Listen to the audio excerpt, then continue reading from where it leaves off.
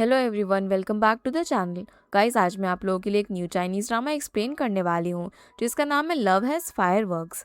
Episode की शुरुआत में हम ड्रामा की फीमेल लीड शिनफाई को देखते हैं जो कि बहुत ही जल्दी में होती है और शॉपिंग मॉल जा रही थी क्योंकि उसे अपने बॉयफ्रेंड वांग के बर्थडे के लिए एक लिमिटेड एडिशन सूट लेना था। वहीं पर वो ड्रामा की मेल लीड इफाई से भी क्रॉस होती है और इफाई भी अपनी गर्लफ्रेंड गुई के लिए उसी शॉप से एक एक्सपेंसिव बैग लेने के लिए आया हुआ था। पर वो दोनों एक दूसरे को इतने अच्छे से नोटिस नहीं करते क्योंकि शिन कुछ ज़्यादा ही जल्दी में होती है। जिसके बाद येफाई एक रेस्टोरेंट में एक बिजनेस मीटिंग के लिए जाता है और मिस्टर मा से मिलता है। असल में येफाई एक बहुत ही बड़ी इन्वेस्टमेंट कंपनी का सीईओ था। वो एक बड़ी डील करने के लिए आया था।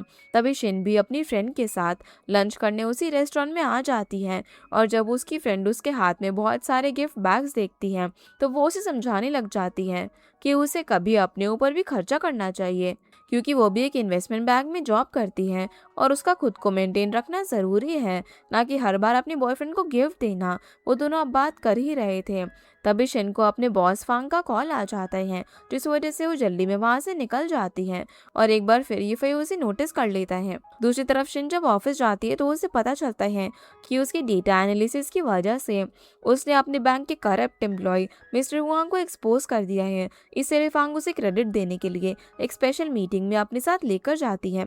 असल में ये मीटिंग थी उसी होटल में जहाँ पर एफआई भी अपनी नेक्स्ट मीटिंग के लिए जा रहा था और उसे बिडिंग करके ये डील अपने नाम करनी थी क्योंकि इस बिडिंग के लिए उसका नाम मिस्टर लियाओ ने दिया था और वो प्रूफ करना चाहता था कि वो ये डील डिजर्व करता है। लेकिन शिन जिस बैंक में जॉब करती थी वो बैंक असल में येफाई की कंपनी के अपोजिट में था। इसीलिए फांग शिन को येफाई की कंपनी के लोगों को बिडिंग करने से रोकने के लिए कहती है। शिन अब होटल के एग्जिट गेट पर चली जाती है क्योंकि वहीं से वो लोग आने वाले थे। जैसे वो वहां पर पहुंचती है तो गलती से येफाई से टकरा जाती है और उसका फोन भी नीचे गिरकर टूट जाता है, जहां पर येफाई उसे पहचान लेता है कि आज सुबह से वो उसे अपने आसपास ही देख रहा है। जरूर वो उसे बिडिंग से रोकने के लिए फॉलो कर रही है। ये कहकर वो जल्दी से वहां से भाग जाता है और उसके जाने के बाद शिन रियलाइज करती है कि येफाई की वजह से उसका फोन टूट गया। इस वजह से वो काफी गुस्सा होती है। दूसरी तरफ मिस लियाओ को देखते हैं जो कि येफाई की बॉयफ्रेंड वांग की बैंक में मिलने आती है और असल में वो उसी बैंक के चेयरमैन की बेटी थी जिस बैंक में वांग मैनेजर था। जब मिस लियाओ उससे मिलने आती है तो सभी लोग उसे देखकर यही बातें करने लग जाते हैं कि आखिर मिस लियाओ रोज मैनेजर वांग से मिलने क्यों आती है। जिसके बाद हम देखते हैं कि सभी लोग येफाई का ही वेट कर रहे थे और फांग थोड़ी खुश होती है क्योंकि उसे लग रहा था कि उसके एम्प्लॉयज ने येफाई को रोक दिया होगा।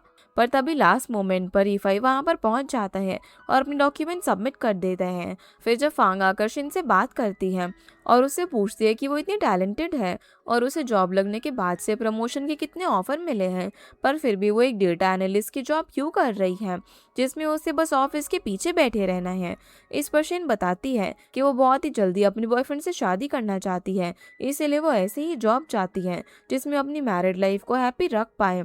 जिसके बाद शिन की फ्रेंड दांगियो उसे पिक करने के लिए आ जाती है और जब उसे पता चलता है कि शिन ने एक बार फिर से प्रमोशन रिजेक्ट कर दिया है क्योंकि वो वांग को टाइम और एफर्ट्स देना चाहती है तो दांगियो उसे समझाने लग जाती है कि उसे पहले खुद को सेटल करना चाहिए, नहीं तो वो बाद में रिग्रेट करेगी। जो कि सही भी था क्योंकि दूसरी तरफ वांग तो मिस लियाओ के कहने पर उसके साथ डिनर डेट पर जाने वाला था। आगे हम देखते हैं कि शिन अपने नए घर में जाती है जो कि उसने आज ही खरीदा था और कुछ फॉर्मेलिटीज करने के लिए वो होम सर्विस ऑफिस भी जाती है जहां पर वो एक बार फिर येफाई से टकरा जाती है क्योंकि येफाई भी वहां पर अपना घर सेल करके एक नया रेंटेड हाउस ढूंढने के लिए आया था। जहाँ शिन उसे कह रही थी कि उसका फोन उसकी वजह से टूट गया है पर वो उसकी बात नहीं सुनता और वहां से निकल जाता है। फिर वो अपनी गर्लफ्रेंड गुई से मिलता है और उससे मिलने से पहले गुई अपने एक गेस्ट से गुड बाय कर रही थी। वो दोनों कुछ ज्यादा ही क्लोज होते हैं जो देखकर येफाई को थोड़ा सा अजीब फील होता है। फिर गुई कार में बैठती है तो वही गिफ्ट वाला बैग देखकर खुश हो जाती है, लेकिन येफाई उसे कहता है कि ये बैग उसके लिए नहीं है, वो ये किसी और को देने वाला है। जो सुनकर वो थोड़ा सा गुस्सा हो जाती है क्योंकि वो बस यही चाहती थी कि येफाई उसे शॉपिंग करवाए और एक्सपेंसिव गिफ्ट्स दे। फिर दोनों डिनर करने के लिए जाते हैं तो उनके पास वाली टेबल पर ही वांग और मिस लियाओ भी होते हैं। लियाओ यहाँ पर वांग को याद दिला रही थी कि वो दोनों टीनेज में भी साथ थे और अब भी अपनी इन्वेस्टमेंट के लिए मिस लियाओ को वांग पर ही ट्रस्ट है। इधर ईफाई भी गुई को अपने सूटकेस पैक करने के लिए कहता है क्योंकि वो दोनों रेंट पर रहने वाले थे, जो सुनकर वो थोड़ी सी डर जाती है क्योंकि उसे लग रहा था कि जल्दी ईफाई के पास सब कुछ खत्म होने वाला है। फिर हम ये भी देखते हैं कि मिस लियाओ वांग को ऑफर करती है कि वो उनकी कंपनी में सीएफओ बन जाए, जो कि काफ़ी अच्छी पोस्ट थी, इसीलिए वांग वो ऑफर एक्सेप्ट भी कर लेता है। मिस लियाओ उसे एक वॉच भी गिफ्ट करती है, जिसके बाद वांग घर आता है तो देखता है कि शिन उसका वेट करते करते सो गई है। पर तभी शिन जाग जाती है और वो वांग को बर्थडे विश करती है, जहाँ पर वांग भी उसे अपनी नई जॉब के बारे में बताकर सरप्राइज कर देता है। लेकिन शिन कुछ और ही एक्सपेक्ट कर रही थी। असल में वो सोच रही थी कि शायद अब वांग उसे शादी के लिए प्रपोज करेगा, पर प्रपोज करने के बजाय वो उसे घर सेल करने के लिए कहने लग जाता है, जिसे खरीदने के लिए उसने इतनी मेहनत की थी। जब शिन घर सेल करने से मना कर देती है तो वांग उससे गुस्सा हो जाता है और अपना गिफ्ट भी बिना देखे वहां से चला जाता है। इसकी वजह से शिन भी अपने पुराने घर चली जाती है और वांग को मैसेज करती है। रिप्लाई का वेट करते करते वो वहीं पर सो जाती है, पर अगले दिन जागने पर भी उसे कोई रिप्लाई नहीं मिलता। दूसरी तरफ दांग्यू ऑफिस में वांग को कन्फ्रंट करती है क्योंकि कल रात जब वो अपने बॉयफ्रेंड लूजो के साथ वॉक पर गई थी तो उसने मिस लियाओ और वांग को क्लोज आते हुए देख लिया था। वो चाहती थी कि वांग शिन को सब कुछ सच बता दे, पर वांग उसकी बात बिल्कुल भी सीरियसली नहीं लेता। फिर हम यीफाई को देखते हैं, वो अपने बचपन के दोस्त जुन चैंग के साथ एंटी फ्रॉड के ऊपर स्पीच दे रहा था और उसकी गर्लफ्रेंड अब भी शॉपिंग मॉल में यही देख रही थी कि उसे कौन सा बैग परचेज करना चाहिए। सीन अब वापस से वांग पर आता है, जो कि मिस लियाओ के साथ शॉपिंग करने जाता है। लियाओ उसे एक नया वॉलेट दिलाती है, जहाँ पर वो देखती है कि वांग अपने पुराने वॉलेट को जब बदलता है तो वो अपना और शिन का फोटो नए वॉलेट में नहीं रखता। ये देखकर मिस लियाओ को थोड़ा सा अजीब लगता है। वो दोनों फिर साथ में डिनर करते हैं और दूसरी तरफ शिन वांग के लिए केक बना रही थी। जब वो उसे केक देने उसके घर जा रही थी तो रास्ते में उसे दांग्यू का कॉल आ जाता है। वो उसे बताती है कि कल रात को उसने वांग को किसी लड़की के साथ देखा। पहले तो शिन इस बात पर ट्रस्ट नहीं कर रही थी, लेकिन तभी वो अपनी आंखों के सामने वांग और मिस लियाओ को देख लेती है। मिस लियाओ के जाने के बाद वो वांग से बात करने आती है, जहाँ पर वांग उसे सीधा बोल देता है कि वो उसे शादी नहीं करना चाहता और यहाँ तक कि वो उसे ब्रेकअप भी कर रहा है क्योंकि वो उसके साथ रहकर बहुत ज़्यादा प्रेशर फील करता है। ये सुनने के बाद शिन को बहुत बड़ा शॉक लगता है। वांग उसे बोलने लग जाता है कि वो दोनों बहुत ही अलग हैं, ना ही उनके गोल सेम है, इसीलिए अब उन्हें अलग हो जाना चाहिए। जो सुनकर शिन को बहुत ज़्यादा गुस्सा आता है। वो वांग से कहती है कि उसने अपनी आंखों से वांग को किसी और लड़की के साथ देखा है, वो अब उस पर ट्रस्ट नहीं कर सकती। इस पर वांग उसे कहता है कि वो हमेशा चीज़ें अपने हिसाब से हैंडल करती है, अपने पेरेंट्स का ध्यान रखना, जॉब करना, यहाँ तक कि उसने अपने पेरेंट्स की हेल्प से घर भी खरीद लिया और वेडिंग डेट भी फिक्स कर दी। इससे वांग को यही लगा कि उसकी फेक की लाइफ में कोई वैल्यू ही नहीं है, इसीलिए वांग अब उसे ब्रेकअप कर लेता है। इस वजह से शिन काफ़ी ज़्यादा इमोशनल फील करती है, पर वांग उसे अकेले छोड़कर वहाँ से चला जाता है और शिन भी अब वहीं पर रोने लग जाती है। उसने जो केक उसके लिए बनाया था वो उसे खा रही थी। तभी वहाँ पर दांग्यू आ जाती है, जिसे शिन सारी बात बताती है। जो सब सुनकर दांग्यू उसे अपने साथ ले जाती है ताकि वो उस लड़की का पता लगा सके जिसे वांग पसंद करता है, लेकिन शिन उसके साथ चलने से मना कर देती है क्योंकि उसे पता था कि वांग उसे अब पसंद नहीं करता। इसीलिए वो अकेले ही अपने घर आ जाती है, जहाँ पर शिन को वांग के साथ स्पेंड की हुई सारी मेमोरीज याद आने लग जाती है। वो अब उस घर में और नहीं रहना चाहती थी, इसीलिए वो अपना सारा लगेज पैक करके बाहर आ जाती है, जहाँ पर वो काफ़ी ड्रंक थे। तभी कुछ लोग वहाँ पर आकर उसे परेशान कर रहे थे, लेकिन उसी वक्त यीफई आ जाता है, जो कि वहीं से गुजर रहा था और शिन को प्रॉब्लम में देखकर वो उसकी हेल्प करता है। वो उसे अपनी कार में बैठा लेता है, लेकिन वो उसे अपने घर नहीं ले जा सकता था, इसीलिए वो उसे कार में ही सोने देता है। अगले दिन अब जब शिन की नींद खुलती है तो वो खुद को किसी और की कार में देखकर शॉक हो जाती है और अपना सारा सामान चेक करती है। तभी उसे कार में रखे हुए नोट दिखते हैं, जिस पर लिखा हुआ था कि वो जब कार से उतरेगी तो कार अपने आप ही लॉक हो जाएगी, जिस वजह से वो उस नोट पर थैंक्स लिखती है और कुछ पैसे भी रख देती है। फिर वो अपने ऑफिस चली जाती है, जहाँ पर और एक एम्प्लॉय उससे अपना काम चेक करने में हेल्प मांगती है। वही वांग अपने ऑफिस में होता है, जहाँ पर वो अपने बॉस से बात करके रिजाइन कर लेता है। तभी वहाँ पर दोंग्यू आकर उस पर चिल्लाने लग जाती है और सभी को उसकी रियलिटी बताती है। लेकिन उसकी आवाज़ सुनकर वांग का बॉस बाहर आ जाता है। वो उन दोनों को डांटता है और दोंग्यू को बताता है कि वांग अब यहाँ का एम्प्लॉय नहीं रहा है। इधर शिन भी अपना काम खत्म करने जा ही रही थी, तभी उसे वापस से वही एम्प्लॉय रोक लेती है जिसने उससे हेल्प मांगी थी। पर वो लड़की उस पर गुस्सा थी क्योंकि उसे लग रहा था कि शिन ने उसके काम का क्रेडिट ले लिया। लेकिन जब वो उसकी हेल्प कर रही थी और उसकी फाइल डेस्क पर रखने गई थी, तभी वहां पर उनके बॉस आ गए जिसने देख लिया था कि शिन ने उस एम्प्लॉय की हेल्प करी थी और वो एम्प्लॉय बाहर किसी और से बात कर रही थी। जिसके बाद शिन दांग्यू के साथ काम करने के लिए जाती है। वहाँ पर यीफाई भी जुनचेंग के साथ होता है। यीफाई उसे समझाता है कि उसे इस तरीके का फूड ट्राई नहीं करना चाहिए और अपना स्टैंडर्ड मेंटेन रखना चाहिए। तभी वहाँ पर शिन भी आ जाती है जो कि सभी को केक सर्व कर रही थी और यीफाई उसे देखकर पूछता है कि क्या वो उसका पीछा कर रही है। इस पर शिन उसे बताती है कि वो वहाँ पर अपना काम कर रही है। साथ ही वो उसे उसके फ़ोन के पैसे मांग लेती है, लेकिन यीफाई के पास कैश नहीं था, इसीलिए जुनचेंग उसकी हेल्प करता है। और यहाँ पर हम ये भी देख पाते हैं कि कोई इंसान यीफाई पर नजर रख रहा था और शेन को उसके साथ देखकर वो अपने एम्प्लॉय को उस पर भी नजर रखने के लिए कह देता है। रात को अब शेन वापस से ऑफिस जाकर ओवरटाइम कर रही थी, तभी वहां पर उसकी एक फ्रेंड आ जाती है। उसे अपने साथ बार में चलने के लिए बोलती है, लेकिन शेन उसे मना कर देती है और बताती है कि उसने जो फ्लैट लिया है वो काफ़ी एक्सपेंसिव है और वो अकेले इतने एक्सपेंसेस नहीं भर सकती, जिस वजह से वो उस फ्लैट पर पार्टनरशिप में रहना चाहती है, जिसके लिए उसे एक लड़की भी मिल गई है। ये सब बातें करने के बाद शिन वापस से अपने काम में लग जाती है और उसकी फ्रेंड भी बाहर चली जाती है, जहाँ पर हम देखते हैं कि शिन का फ्लैट देखने के लिए एक लड़की आती है और वो लड़की असल में गुई थी जो कि यीफाई की गर्लफ्रेंड थी। फिर हम यीफाई को देखते हैं जो कि जुनचेंग और अपने कुछ और फ्रेंड्स के साथ बैठा हुआ था। वो उसे बताते हैं कि गुई ने एक लड़के के साथ पोस्ट डाली है जो कि उसका बॉयफ्रेंड लग रहा है। ये सुनकर उसे थोड़ा बहुत शक हो जाता है, लेकिन वो ऐसा प्रिटेंड करता है जैसे उसे कोई फर्क नहीं पड़ता। अगले दिन अब शिन अपना लगेज लेकर वापस से फ्लैट पर आ जाती है, लेकिन उसे वहाँ पर यीफाई मिल जाता है और वो दोनों एक दूसरे को देखकर चिल्लाने लगते हैं। शिन उसे बताती है कि उसने फ्लैट पार्टनरशिप में लिया है, इसीलिए वो अब यहीं पर रहेगी। जो सुनकर यीफाई वहां से जाने लगता है, लेकिन तभी वहां पर गुई आ जाती है जो उसे जाने से मना कर देती है।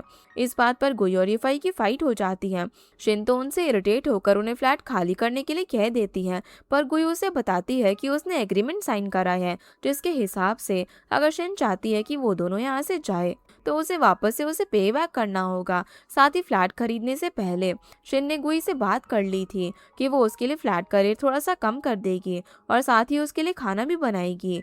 इसीलिए गुई वहाँ पर शिफ्ट होने के लिए मानी थी, पर शिन के पास इतने पैसे नहीं थे क्योंकि उसे अपना लोन भी चुकाना था।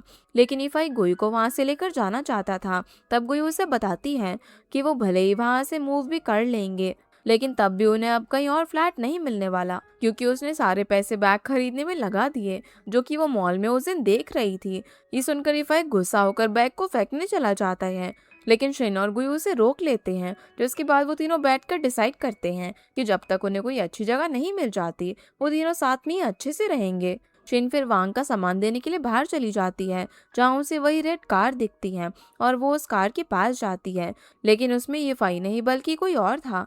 तब उसे लगता है कि उसी लड़की ने उसकी मदद करी थी जब वो ड्रंक थी, इसीलिए वो उसे थैंक्स बोलती है और वो लड़का उसे अपना नाम जिहाओ बताता है। इधर हम देखते हैं कि यीफाई रूम पर होता है, जहाँ पर गुयू से पूछती है कि भला वो इतनी देर कहाँ पर था। तो यीफाई बताता है कि वो अपने फ्रेंड जिहाओ की कार उसे वापस करने के लिए गया था।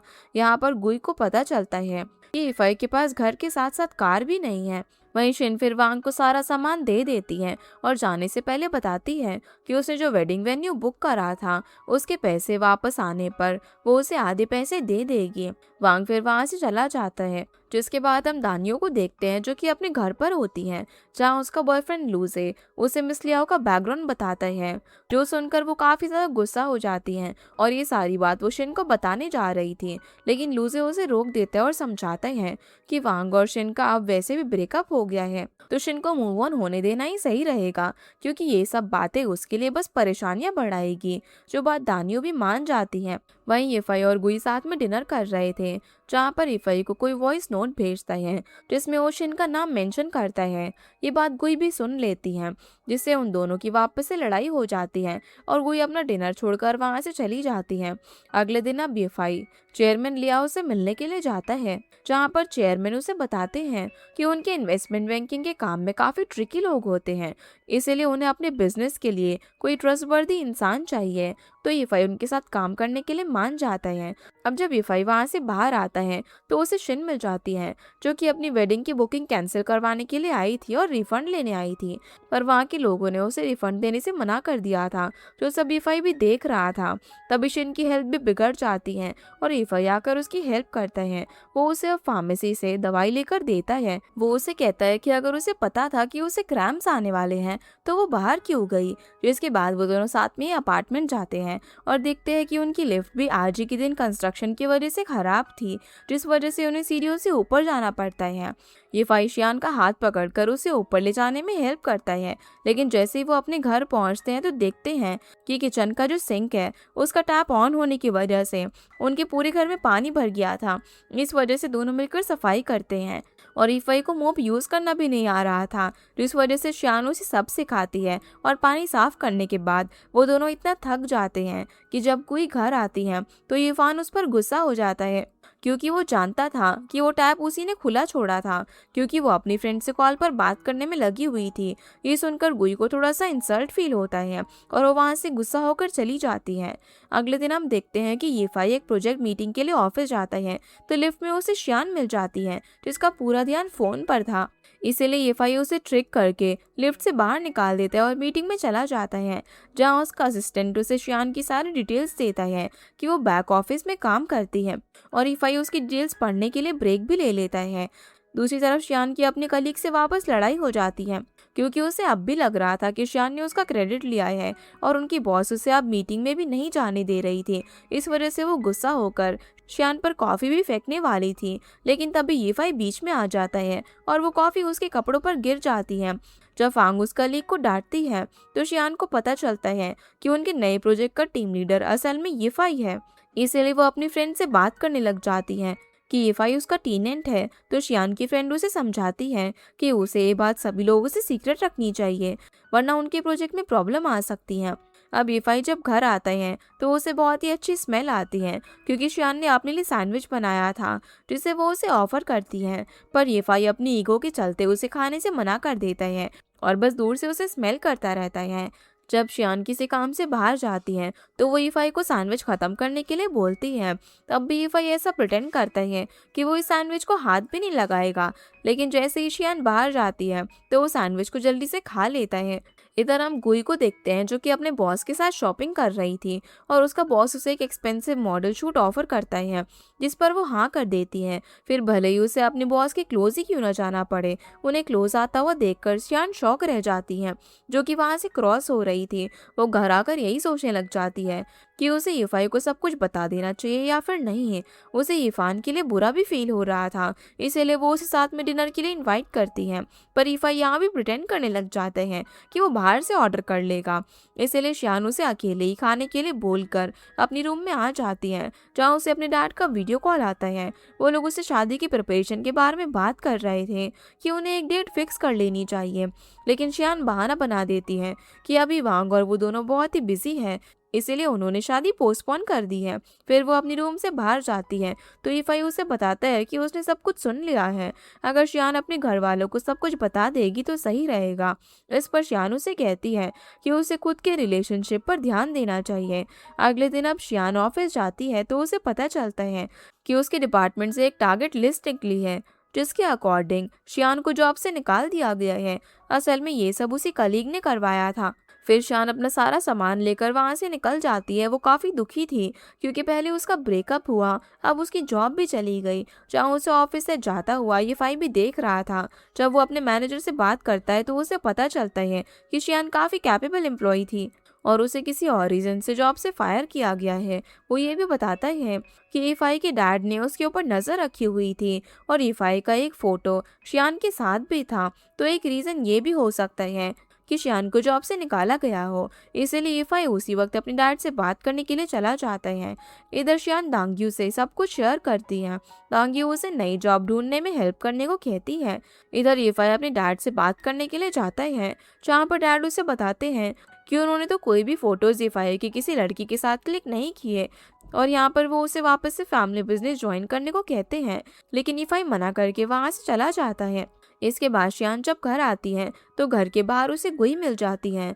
वो शियान को उसका और यीफाई का कार वाला फोटो दिखाती है और बताती है कि उसे वो फोटो देखकर बिल्कुल बुरा नहीं लग रहा, बल्कि वो तो यीफाई से कब से ब्रेकअप करना चाहती थी। अब उसे वो रीजन भी मिल गया जहाँ वो ब्रेकअप के लिए शियान को ही यीफाई को इन्फॉर्म करने के लिए कह देती है। शियान अब घर आकर सबसे पहले लिविंग रूम से अपना सामान छुपा देती है, क्योंकि उसे लग रहा था कि ब्रेकअप की बात सुनकर यीफाई को गुस्सा भी आ सकता है।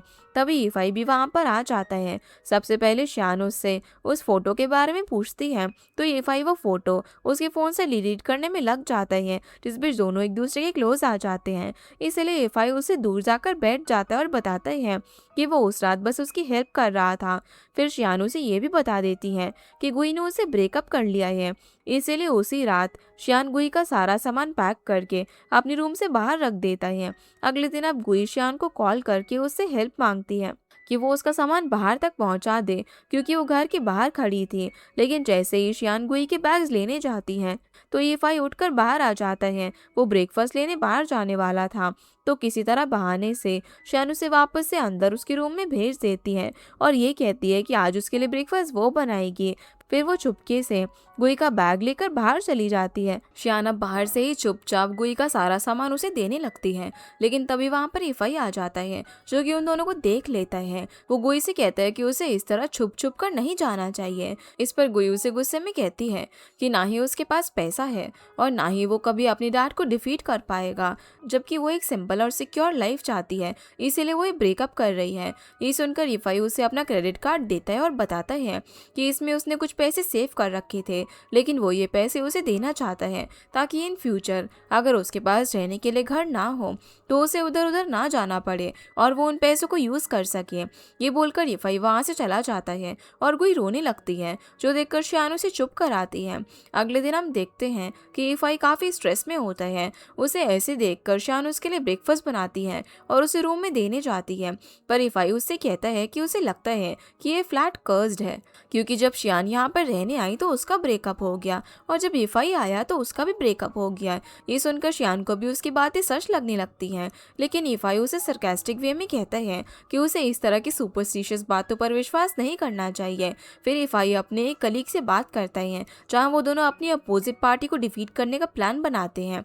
इधर शियान भी अपना काम कर रही थी। उसे काम करते हुए रात हो जाती है। फिर वो यीफाई को चेक करने के लिए जाती है, पर वो अपना रूम लॉक करके बैठा हुआ था। वो बिल्कुल भी आवाज नहीं करता। इस वजह से शियान डर जाती है और पुलिस को कॉल करने लगती है, पर तभी यीफाई पीप की आवाज करता है और शियान को कंफर्म हो जाता है कि वो जिंदा है। इसलिए वो अपने रूम में जाकर सो जाती है। वहीं हम यीफाई को देखते हैं, जो कि अपने कलीग से बात कर रहा था, जहाँ यीफाई उसे बताता है कि उसे शियान ग्रुप में कुछ गड़बड़ लग रही है, उसे एक बार अच्छे से चेक करना होगा। तभी उसका कलीग भी उसे बताता है कि यीफाई काफी दिनों से ऑफिस नहीं आया, जिस वजह से प्रेसिडेंट काफी एंशियस है उसे लेकर। पर यीफाई अभी ये काम सीक्रेटली ही करना चाहता था, इसलिए वो ऑफिस आने से मना कर देता है। इधर फांग अपने टीम के लोगों से काफी नाराज थी, क्योंकि उनके काम में कोई प्रोग्रेस नहीं दिख रही थी। साथ ही वो यीफाई के लिए भी पूछती है और उनमें से एक एम्प्लॉय फांग को बताते हैं कि यीफाई 2 दिन से ऑफिस नहीं आया। वहीं शियान मार्केट से ग्रोसरी लेकर फ्लैट पर जाती है, जहां वो यीफाई का दरवाजा नॉक करती है और साथ में कुकिंग करने के लिए बुलाती है, लेकिन वो कोई भी जवाब नहीं देता। इसलिए वो अकेले ही सारा खाना बनाती है और वापस से उसका दरवाजा नॉक करके उसे साथ में खाने के लिए बुलाती है। लेकिन यीफाई कहता है कि वो अपना फ़ोन चेक करे, और जब वो अपना फ़ोन चेक करती है तो उसमें काफ़ी सारे यीफाई के मैसेजेस होते हैं, जहाँ उसमें उसने लिखा था कि वो बार बार उसका दरवाज़ा नॉक करके उसे डिस्टर्ब ना करे और खाना दरवाजे पर ही रख दे। इसलिए शियान ऐसा ही करती है और खाना दरवाजे पर रख देती है। तभी ईफाई अपना जरा सा दरवाजा ओपन करता है और खाना अंदर ले लेता है, जिसे खाकर वो शियान को मैसेज करता है और खाने में कमियां निकालता है। लेकिन जब शियान प्लेट चेक करती है तो वो पूरी क्लीन थी। इधर ईफाई अपना सारा काम करके बैठा होता है और उसे वापस से भूख लग जाती है, इसलिए वो बाहर आता है। शियान भी बाहर टीवी देख रही थी। ईफाई अब उसे डिनर के लिए पूछता है, जो कि शियान ने फ्रिज में रख दिया था। शियान उसे खाने के बाद बर्तन धोने के लिए कहती है, जो सुनकर वो खाना खाने से ही मना करके वहां से चला जाता है। सीन अब जुंगचेन पर आता है, जो कि अपने घर में था। उसके मॉम डैड उसे कहते हैं कि वो अब बड़ा हो चुका है, इसलिए अब उसे एक गर्लफ्रेंड बना लेनी चाहिए। लेकिन उसका भी रिलेशनशिप का कोई भी प्लान नहीं था। वो नाराज होकर बाहर चला जाता है। तभी उसकी मॉम उसके रूम में आती है और उसका कंप्यूटर चेक करती है। इसमें वो ऑनलाइन गेम्स देखती है। उसे खेलने की वजह से जुंगचेन के सारे कॉइन्स चले जाते हैं। इधर शियान की फ्रेंड भी ये सब देख रही थी, क्योंकि वो भी ऑनलाइन गेम खेला करती थी। जब जुंगचेन अपने रूम में मॉम डैड को देखता है तो वो अंदर आता है और अपने सारे कॉइन्स लॉस्ट हो जाने की वजह से वो काफ़ी दुखी था। इसलिए वो इरफान से बार में मिलने जाता है, जहाँ वो उसे सारी बात बताता है और इमोशनल हो जाता है। वहीं शियान और उसकी फ्रेंड साथ में डिनर करते हैं और फिर घर जाते हैं। लेकिन तभी उन्हें रास्ते में इरफान और जुंगचेन दिख जाते हैं, जहाँ पर जुंगचेन वॉमिट कर रहा था, क्योंकि वो काफ़ी ड्रंक था। ड्रंक हालत में वो ईफाई की फ्रेंड के पास जाता है और अब अपनी सेफ्टी के लिए शियान की फ्रेंड जुंगचेन को नीचे गिरा देती है, जो देखकर शियान और ईफाई बात को संभालते हैं और फिर अपने घर आ जाते हैं, जहाँ पर वो दोनों रेस्ट करते हैं। और बातों बातों में ईफाई शियान से उसकी वेडिंग वेन्यू की कैंसिल होने वाली बात कर देता है, क्योंकि उसके एक फ्रेंड को डिनर पार्टी रखने के लिए एक जगह चाहिए थी। वो डिपॉजिट भी देने को रेडी था। ये सुनकर वो काफ़ी खुश हो जाती है और ईफाई को थैंक्स कहती है। अगले दिन अब जुंगचेन की जब नींद खुलती है तो उसकी मॉम उससे पूछती है कि आखिर उसके शोल्डर पर चोट का निशान कैसे हो गया। लेकिन वो ड्रंक होने की वजह से रात वाली बात भूल गया था। अपनी मॉम से कहता है कि शायद वो स्लिप हो गया होगा।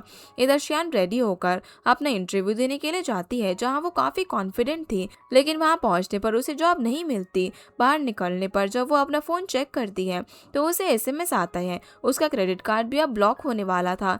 ये देखकर वो काफ़ी परेशान हो जाती है, क्योंकि उसे अभी भी काफ़ी लोन चुकाना था।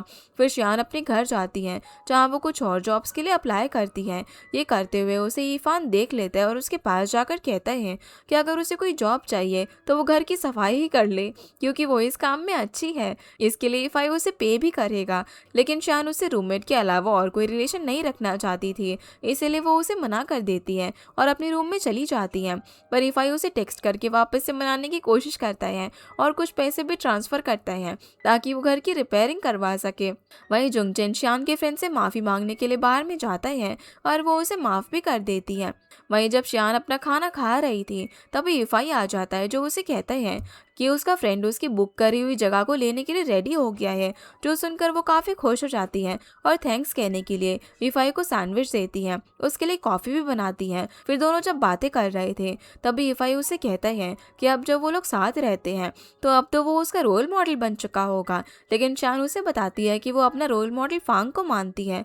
जो सुनकर ईफाई उससे पूछता है कि अगर वो अपना रोल मॉडल फांग को मानती है तो वापस से कंपनी में क्यों नहीं गई।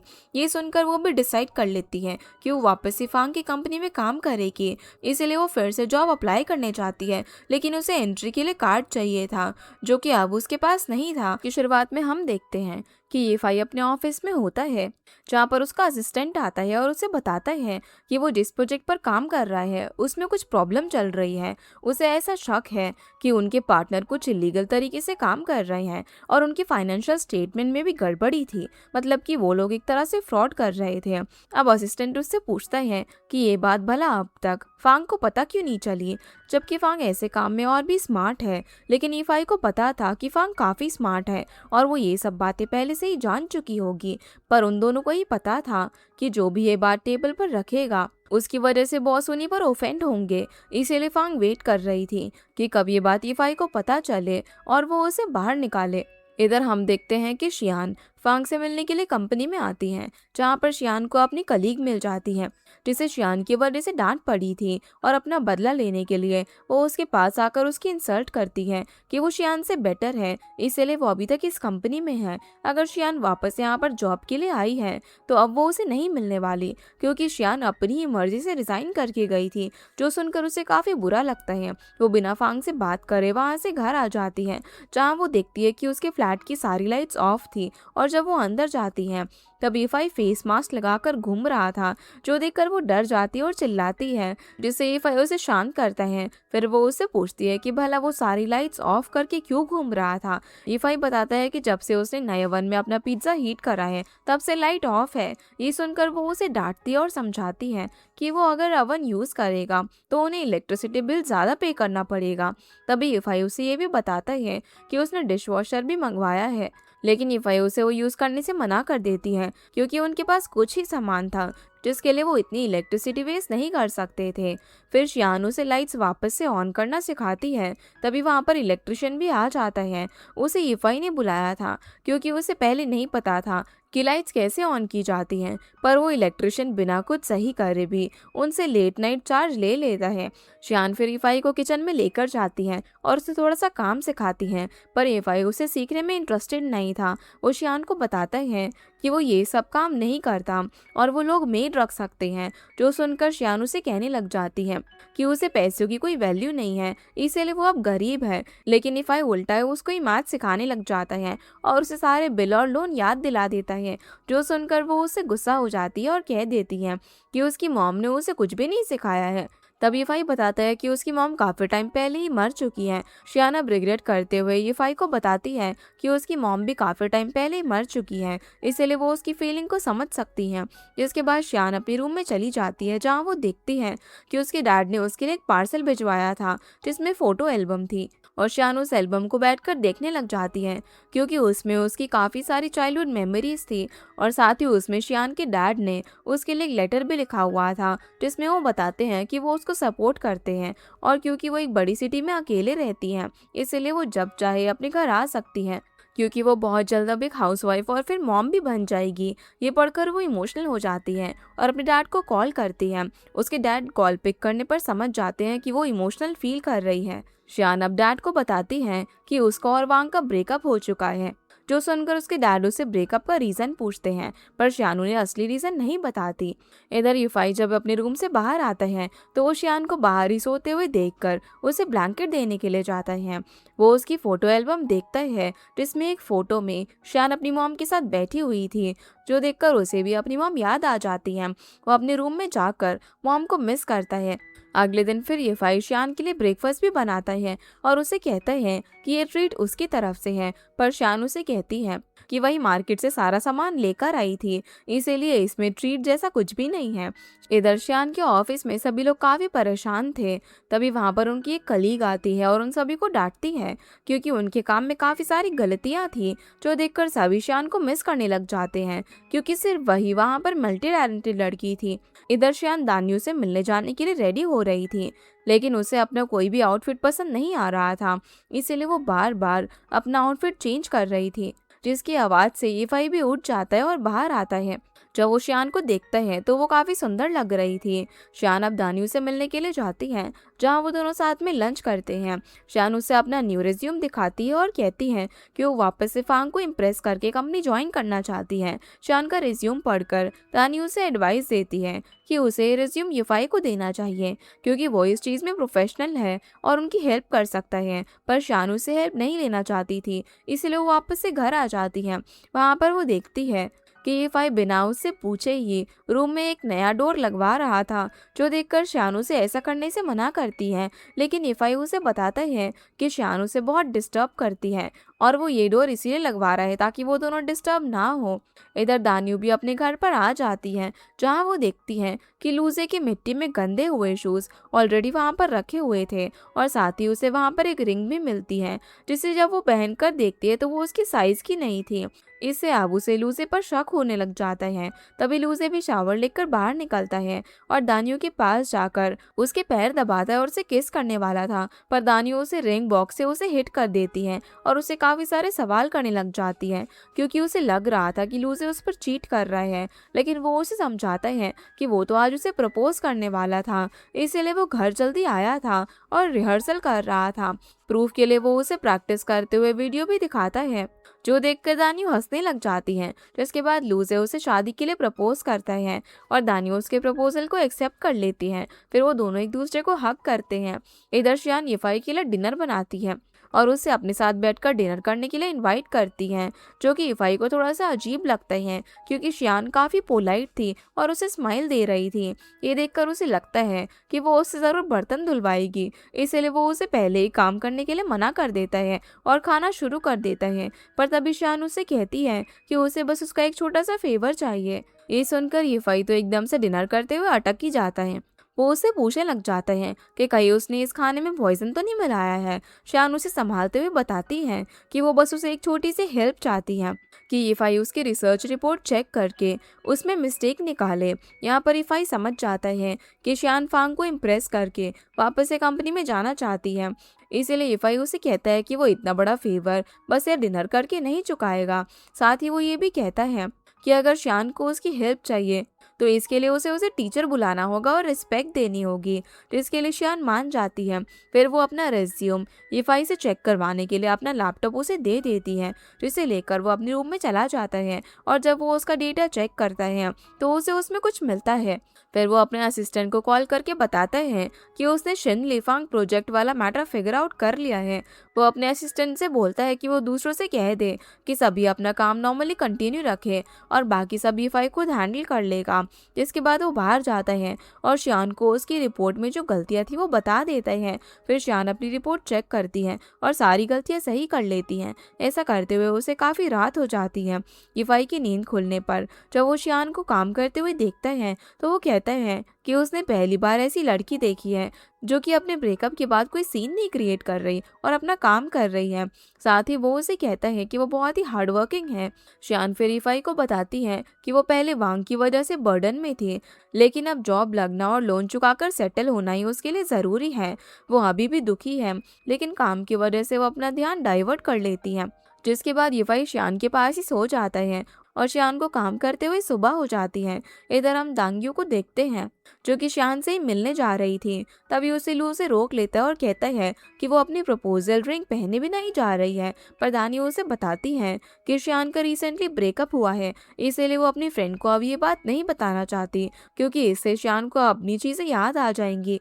इधर शियान की दूसरी फ्रेंड भी उसके घर आ रही थी। तभी उसे जुनचेंग का मैसेज आता है, जो उससे माफ़ी मांग रहा था, पर वो जुनचेंग का मैसेज इग्नोर कर देती है। ये देखकर वो और भी ज़्यादा नाराज़ हो जाता है और अपनी मॉम की आवाज़ देने पर भी रूम से बाहर नहीं आता।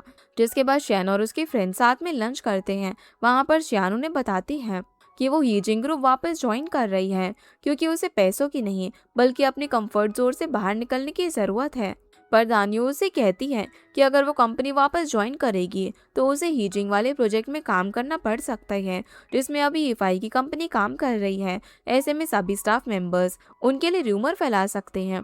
इधर यीफाई जब अपने काम कर रहा था तो उसे उसमें वांग के बारे में भी पता चलता है कि वांग भी हीजिंग वाले प्रोजेक्ट में है, जो बात यीफाई को थोड़ी सी अजीब लगती है, क्योंकि उससे पता था कि शियान को ज़रूर वांग ने ये बात नहीं बताई है कि वो हीजिंग प्रोजेक्ट में है, वरना शियान वापस से जॉब पाने के लिए इतनी मेहनत नहीं कर रही होती। इधर शियान और उसकी फ्रेंड साथ में ड्रिंक कर रहे थे।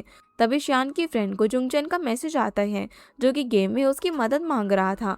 दरअसल वो दोनों ही नहीं जानते थे कि वो किससे बात कर रहे हैं, क्योंकि शियान की फ्रेंड ने अपनी आईडी मेल नाम से बना रखी थी। इसीलिए जुनचेंग को लग रहा था कि वो किसी लड़के से हेल्प मांग रहा है। जुनचेंग को जब पता चलता है कि वो उसकी मदद करने के लिए तैयार हो गई है तो वो खुश हो जाता है। रात को अब दानियो को लू से पिक करने के लिए आता है, इसीलिए वो वहाँ से चली जाती है। फिर शियान की दूसरी फ्रेंड भी जा रही थी, इसीलिए वो शियान के लिए वाइन छोड़ देती है और चली जाती है। जब वो बाहर आती है तो उसे वहाँ पर जुनचेंग मिल जाता है, जो उससे पूछता है कि वो भला यहाँ क्या कर रही है। तो शियान की फ्रेंड उसे उसके बारे में बता देती है। जुनचेंग अब उसे उस दिन उसकी ड्रंक होने वाली बात के लिए फिर से सॉरी कहता है और उसे अपने साथ कभी डिनर के लिए इनवाइट करता है। फिर वो यीफाई के फ्लैट पर जाकर उसे सारी बात बताता है और उससे कहता है कि वो शियान से बात करे और उसकी फ्रेंड का कांटेक्ट उसे दे दे, लेकिन यीफाई उसे मना कर देता है। अगले दिन अब दानियो ऑफिस में होती है, जहाँ पर वो शियान की रिपोर्ट ऑफिस में रख कर आती है और उसे इसके लिए मैसेज भी कर देती है। पर शियान की जिस कलीग से लड़ाई हुई थी वो उस रिपोर्ट को वहाँ से हटा देती है। फिर शियान रात तक रिप्लाई का वेट कर रही थी, तभी इफाई वहाँ पर आता है और उसे कप नूडल्स खाता हुआ देखकर उन्हें फेंक देता है। वो उससे कहता है कि उसे हेल्दी फूड खाना चाहिए, इसीलिए वो उसके लिए काफ़ी सारा खाना ऑर्डर करता है और दोनों साथ में डिनर करते हैं। यिफाई उसे रिपोर्ट के बारे में पूछता है तो शियान बता देती है कि वो रिपोर्ट उसने फांग के ऑफिस में रख दी थी। जो सुनकर यिफाई उसे समझाता है कि उसे खुद जाकर ये रिपोर्ट फांग को देनी चाहिए थी ताकि उसका इम्प्रेशन बना रहे। ये सुनकर अगले दिन शियान फांग से मिलने के लिए जाती है, जहां फांग के आने पर अपनी रिपोर्ट उसे दे देती है और बताती है कि उसने कल भी इस रिपोर्ट की एक कॉपी सेंड की थी, लेकिन उसे कोई रिप्लाई नहीं मिला, इसलिए वो आज उसे पर्सनली ये देने के लिए आई है। पर फांग उससे अब भी नाराज थी। वो उससे ज़्यादा बात न करके ऑफिस में चली जाती हैं, जहाँ वो उसी कलीग को बुलाती है और डांटती है कि उसने शियान की रिपोर्ट के बारे में उसे पहले क्यों नहीं बताया। वहीं शियान अपने फ्लैट पर आती है, जहाँ पर इफाई उसे कहता है कि वो ग्रॉसरी का सारा सामान ले आया है, इसीलिए शियान आराम से खाना बना ले। दोनों फिर साथ में डिनर करते हैं और ड्रिंक भी करते हैं। ड्रिंक करते हुए शियान उसे कहती है कि वो दोनों सिंगल है, ऐसे में उनका साथ रहना सही नहीं होगा। वैसे इफाई के डैड भी यही रहते हैं, तो उसे उनके साथ रहना चाहिए। लेकिन इफाई उसे बताता है कि जब उसकी मॉम बीमार थी तब उसके डैड उन्हें अकेला छोड़कर चले गए थे और ऐसे में उसकी मॉम की डेथ हो गई। ये सुनकर शियान रोने लग जाती है और इफाई को बताती है कि उसकी मॉम जब जिंदा थी तब वो भी उसे कहती थी कि वो अच्छी मेहनत करे और उसकी अच्छी जॉब लगे, पर शियान ने डेटिंग की वजह से अपनी मॉम को बहुत ही बुरा फील करवाया। जो सुनकर इफाई उसे संभालता है और शियान रोते रोते वहीं पर सो जाती हैं। इफाई उसे उठाकर रूम में सुला देता है और अपनी रिपोर्ट चेक करने के लिए बैठ जाता है। अगली सुबह अब शियान उठकर रेडी हो रही थी, तभी इफाई जल्दबाजी में आता है और शियान गलती से उस पर गिर जाती है। दोनों अब हंसने लग जाते हैं। फिर इफाई वहां से चला जाता है। तभी शियान को फांग का मैसेज आता है जो उससे मिलना चाहती थी, इसलिए वो उसे ऑफिस बुलाती है। इधर फांग ऑफिस में अपने एम्प्लॉयज से काफी नाराज थी और उनका काम देखकर वो उन सभी को डांट रही थी। तभी वहां पर शियान भी आ जाती है और वो उस लड़की से मिलती है जिससे उसकी लड़ाई हुई थी। वो शियान को देखकर जेलस फील करती है। जिसके बाद हम इफाई को देखते हैं जो कि मीटिंग में जाता है। जैसे मीटिंग शुरू होती है तो उसका पूरा ध्यान सिर्फ शियान को मैसेज करने में होता है कि वो दोनों आज डिनर में क्या खाएंगे। तभी अचानक उसका पेट भी दर्द होने लग जाता है, इस वजह से उसे वॉशरूम जाना पड़ता है। वहाँ वो अपने असिस्टेंट से डिस्कस करता है कि उसका फांग को ट्रैप करने का प्लान फेल हो गया, क्योंकि उसे लग रहा था कि फांग को इस बार वो सबके सामने लाकर रहेगा। पर अब क्योंकि उन्होंने शियान की रिसर्च रिपोर्ट यूज करी थी तो फांग इस बार भी शियान को ही आगे रखकर अपना काम करने वाली थी। इस वजह से वो ये भी डिसाइड करते हैं कि वो फांग का दिया हुआ एग्रीमेंट साइन नहीं करेंगे। वो ये भी डिसाइड करता है कि वो हेडक्वार्टर जाकर कुछ रिकॉर्ड्स वहाँ से लेकर आएगा, क्योंकि उन रिकॉर्ड से यिफाई के प्रोजेक्ट में प्रॉब्लम आ सकती थी। वो रिकॉर्ड उसे शियान के हाथ लगने से बचाने थे, नहीं तो फांग शियान के ऊपर एक्सपोज करने का ब्लेम डाल सकती थी। वो शियान को ट्रैप होने नहीं दे सकता था। दूसरी तरफ फांग शियान को अपने ऑफिस बुलाती है और उसे बताती है कि आज उसकी रिसर्च रिपोर्ट काफ़ी अच्छी थी, लेकिन अब भी वो उसे प्रोजेक्ट टीम ज्वाइन नहीं करने दे सकती क्योंकि शियान प्रिपेयर्ड नहीं थी। जो सुनकर उसे बुरा लगता है, लेकिन अब वो भी मोटिवेट हो जाती है और घर जाकर प्लान बनाती है कि उसे किसी तरीके से अपने प्रोजेक्ट का फाइनेंशियल रिकॉर्ड देखना होगा। यानी कि इफाई उसे वो देखने से रोकने की कोशिश कर रहा था और फांग उसे इनडायरेक्टली वो रिकॉर्ड ढूंढने देने की कोशिश में थी। जिसके बाद इफाई मिस्टर लियाओ से मिलने के लिए जाता है और उसे बहाना कर देता है कि वो एक सैलून प्रमोशन के लिए बिजनेस ट्रिप पर जा रहे हैं, इसीलिए वो उसे रिकॉर्ड्स चेक करने की परमिशन चाहिए। क्योंकि मिस्टर लियाओ के साथ उसके रिलेशन अच्छे थे तो वो भी उसे हाँ कर देते हैं। इधर शान ने भी रिकॉर्ड्स ढूंढने के लिए ट्रिप प्लान कर ली थी, जहां पर इफाई भी जा रहा था, लेकिन उसे उस टाउन के होटल्स और टिकट्स काफ़ी महंगे लगते हैं, जिस वजह से वो थोड़ी सी टेंशन में आ जाती हैं। दूसरी तरफ फांग और लियाओ को देखते हैं। लियाओ अपने डैड यानी कि मिस्टर लियाओ के बर्थडे को लेकर प्लानिंग कर रही थी। जब उसे पता चलता है कि वांग उसके डैड को सप्लीमेंट्स गिफ्ट में देने वाला है तो वो उसे समझाती है कि उसे गिफ्ट की टेंशन लेने की ज़रूरत नहीं है। वो बस इतना चाहती हैं कि वांग उसके साथ रहे, बाकी सारी चीज़ें वो संभाल लेगी। अगले दिन अब शियान इफाई से छुपकर ट्रिप के लिए निकल जाती है। लेकिन एयरपोर्ट पर दोनों मिल जाते हैं और ईफाई समझ जाते हैं कि शियान रिकॉर्ड्स के लिए ही जा रही है, इसलिए वो उसे अपनी सेक्रेटरी बना के बिजनेस क्लास में लेकर आने लगता है। पर फिर भी शियान उसके साथ नहीं जाती और इकोनॉमी क्लास में ही बैठ जाती है। तब ईफाई उसे समझाता है कि उसे फांग के स्ट्रेंज बिहेवियर पर ध्यान देना चाहिए, क्योंकि वो इनडायरेक्टली उसका यूज कर रही है। इधर फांग को भी पता चल गया था कि ईफाई रिकॉर्ड्स के लिए ट्रिप पर गया है, लेकिन ये सब उसका प्लान का हिस्सा था, इसीलिए वो उसे रोकने वाली भी नहीं थी। इधर शियान जब अपनी सीट पर होती है तो ये फाई भी अपने बिजनेस क्लास सीट एक्सचेंज करवा कर उसके पास वाली सीट पर आ जाता है। शियान उसे कहती है कि कहीं वो ये तो नहीं चाहता कि वो उसके साथ में रिकॉर्ड चेक करने आए, क्योंकि शियान तो बस वेकेशन के लिए जा रही थी। लेकिन ये फाई फ्लैट लैंड होने तक उसे सोचने का टाइम देते हैं कि वो उसके साथ आएगी या फिर नहीं, जिसके बाद शियान फिर अपनी रिपोर्ट पर काम करने लग जाती हैं। इधर जोंगचैन अपने मॉम डैड के साथ लंच कर रहा था। वो दोनों उसकी एक ब्लाइंड डेट फिक्स करने की कोशिश कर रहे थे, क्योंकि अब वो लोग उसकी गेमिंग को भी सपोर्ट कर रहे थे। जोंगचैन की लाइफ में बस एक गर्लफ्रेंड की कमी थी, लेकिन जैसे ही उसकी मॉम अपनी टीम लीडर की बेटी के साथ उसकी ब्लाइंड डेट फिक्स करने की बात करती है, तो जोंगचैन ये कहकर वहाँ से ऑकवर्ड होकर चला जाता है कि उसकी लाइफ में कोई है जिसे वो पसंद करता है। जिसके बाद हम देखते हैं कि प्लेन में शियान भी अपना काम करते करते ये फाई के शोल्डर पर सो जाती है। जब फ्लाइट लैंड होती है तो शियान डिसाइड करती है कि वो वेकेशन पर जा रही है, इस वजह से ये फाई उसे सेफ ट्रिप विश करता है और वो रिकॉर्ड चेक करने के लिए चला जाता है। लेकिन कहीं भी उसे वो डेटा नहीं मिलता जिसकी उसे ज़रूरत थी। इसलिए काम खत्म होने के बाद वो शियान के स्पेशल प्रोफाइल चेक करता है और देखता है कि उसे किसी शिन नाम के लड़के ने रिसेंटली फॉलो किया था। इसीलिए वो अपने असिस्टेंट को उसका पता लगाने के लिए कहता है, क्योंकि शिन कुछ सालों पहले उनकी कंपनी का फाइनेंशियल मैनेजर था। जब उसे शिन का एड्रेस मिल जाता है तो अगले दिन वो उससे मिलने जाता है और उसे उन रिपोर्ट्स के बारे में पूछता है, पर शिन उसके साथ कोऑपरेट करने से मना कर देता है और बताता है कि उससे पहले भी वहाँ एक लड़की आई हुई थी जो कि उन रिपोर्ट्स के लिए आई थी। अंदर जाकर अब ईफाई देखता है तो वो लड़की शियान निकलती है, जिसे देखकर वो थोड़ा सा अपसेट हो जाता है और उससे पूछता है कि वो तो वेकेशन के लिए आई थी ना। तब शियान एक्सेप्ट कर लेती है कि वो यहाँ पर रिकॉर्ड्स के लिए आई है। दोनों अब शिन के बेटे के साथ खेलते हैं और फिर नोटिस करते हैं कि उसे एक बीमारी थी, इसलिए शिन भी कंपनी छोड़कर विलेज शिफ्ट हो गया था। लेकिन जब वो शिन से इस बारे में बात करने की कोशिश करते हैं तो वो उन्हें घर से निकाल देता है और कोई भी हेल्प नहीं लेता।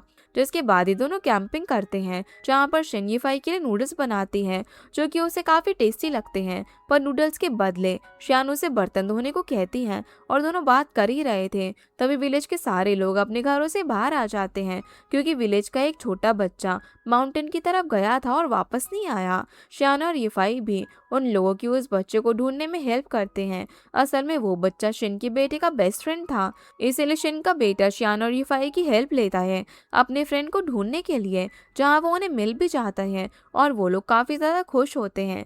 पर तभी शिन आकर गुस्से में अपने बेटे को वहाँ से लेकर जाने लग जाता है। यिफाई उसे रोक लेता है और कहता है कि उसे अपने बेटे के साथ इतना स्ट्रिक्ट नहीं होना चाहिए। यहाँ वो उसे एक बेस्ट डॉक्टर का कॉन्टैक्ट नंबर भी देता है जो कि चाइल्ड स्पेशलिस्ट था और उसका दोस्त भी, जिसकी वजह से शिन भी उनकी हेल्प करने के लिए मान जाता है।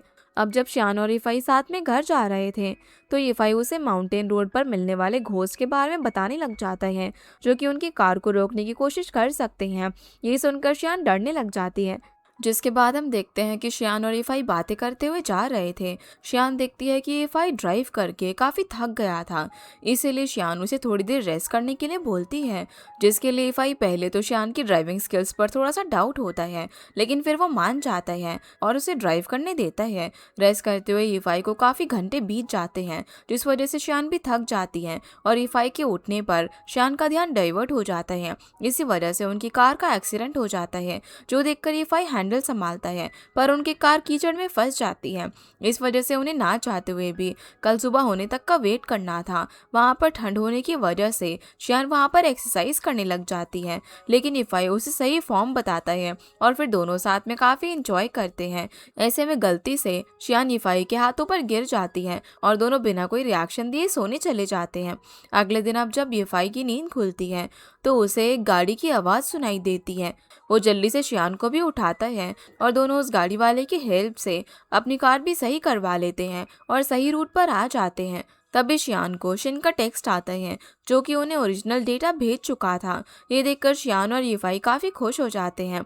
इसके बाद जब शियान बैठकर नूडल्स खा रही थी तभी यीफाई उसके पास आता है और उसे बहुत सारे फूड आइटम्स गिफ्ट करता है, जो देखकर शियान को कुछ समझ नहीं आता। ऐसे में यीफाई उसे बोल देता है कि ये सब चीजें उसे कुछ खरीदने पर फ्री मिली थी। साथ ही यीफाई उसे ये भी पूछता है कि शियान ने उससे कहा था कि वो उसे अच्छा लंच बनाकर खिलाएगी, लेकिन शियान ने अभी तक ऐसा नहीं करा था।